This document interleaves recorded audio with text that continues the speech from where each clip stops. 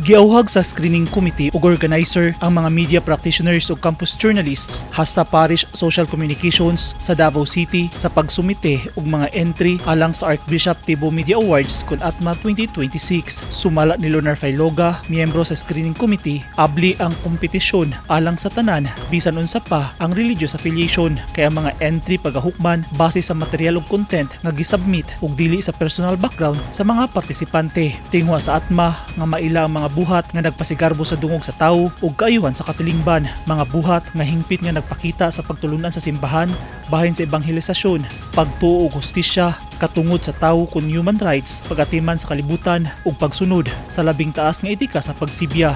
This is already our second batch, no, screening process of the ATMA.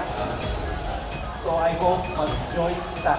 Nagsugod na og dawat og mga entry ang screening committee. Sa Abril 18 ning tuiga, ang deadline sa submission of entries nga ipadala pinaagi sa email sa archbishoptiboawards@gmail.com.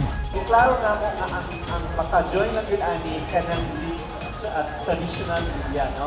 So, of course, the usual, the print, kanang naa sa television. Kung kabalog po ta, nga naa po na teleradyo na po karon, api na siya, basta ka na siya, naka-anchor siya sa prominent po nga media outlet. Dunay 13 ka kategorya ang ATMA, dingikan kini sa lingwahe nga Latin o Italiano. Sa matag award, gi-highlight ang dunay positibo nga impact o kontribusyon sa komunidad nga dunay kalabutan sa mga social issues sa nasud. Ang entry pwedeng dunay kalabutan sa pamilya, kababayinhan, peace and order ug pagpalambo sa komunidad. Kinahanglan sab nga nasubay kini sa doktrina sa Katoliko. Ang eligible nga mga entry kinahanglan na air, na publish o na post gikan October 2024 hangtod February 16, 2026. Pwedeng print, broadcast, TV ug bisan sa digital platform. Kinahanglang magsumite ang mga partisipante ug mga entry nga kumpleto ang detalye, lakip na ang titulo sa buhat, pangalan sa author, media outlet ug ipili nga award category. Ang kompetisyon idumala sa mga eksperto sa media, academe ug katolikong simbahan sa Davao City. Himo ng awarding ceremony sa May 16, 2026 sa usa ka universidad sa Jacinto Street, Davao City. Ang Archbishop Tibo Media Awards kanhi naila